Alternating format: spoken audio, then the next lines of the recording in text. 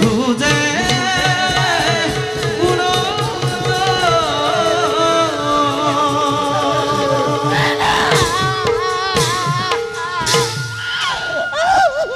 হৰিচন্দ্ৰ, এতিয়া তয়ো নিজকে বিক্ৰি কৰি মোৰ দক্ষিণা আদায় কৰ। ঠিকেই কৈছে বুলিবৰ। পত্নী পুত্ৰই যাৰ হৈছে প্ৰেকী, তাৰ তাৰ কি নিজস্বতা থাকিব পাৰে এই সংসাৰত?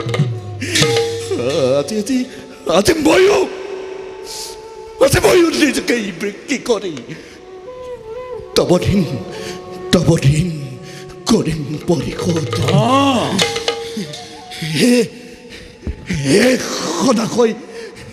সদাকৈ লোক কোনোবাই যদি কৃতদাস কিনিব খোজে আগবাঢ়ি আহক। সদাকৈ লোক কোনোবাই যদি কৃতদাস কিনিব খোজে আগবাঢ়ি আহক। হেৰ মানুহটো তোক কিমান ধন লাগে? মোৰ শ্মশানত কাম কৰা মানুহ লাগে। তুমি? মই কালুৱা হৰি, শ্মশানৰ অধিকাৰী। তই মোৰ শ্মশানত থাকিবি? যদি থাক তেন্তে ক তোক কিমান ধন লাগে? এও মোক 7 কোটি স্বৰ্ণ মুদ্ৰা দিব লাগে। তিৰোতাক বিক্ৰী কৰি তাকে 4 কোটি কৰিলে পৰিশোধ বাকী আছে 3 কোটি। মই 5 কোটি দিম, হ'ব? নাই, মোক মাত্ৰ 3 কোটিৰহে প্ৰয়োজন। 3 কোটি?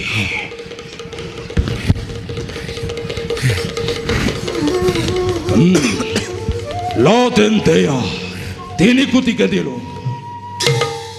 শুন, তই মোৰ দ্বিতীয় শ্মশানত থাকিব লাগিব আৰু তাত মৰা শৱবিলাক দাহ কৰিব লাগিব আৰু প্ৰতিটো শৱ দাহ কৰাৰ বিনিময়ত অৰ্থবস্তু আদি সংগ্ৰহ কৰিবি। বাকী শ্মশানৰ সকলো কাম তোক মই শিকাই দিম। এতিয়া মোৰ লগত।